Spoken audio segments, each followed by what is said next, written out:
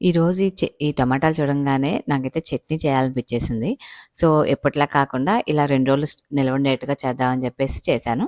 So, దానికోసం అయితే ముందుగా స్టవ్ ఆన్ చేసుకొని పాన్ పెట్టుకొని, డ్రై పాన్ పెట్టుకొని, ఒక స్పూన్ ఆవాలు, అర స్పూను మెంతులు వేసుకొని వేయించుకొని పక్కన పెట్టుకోవాలి.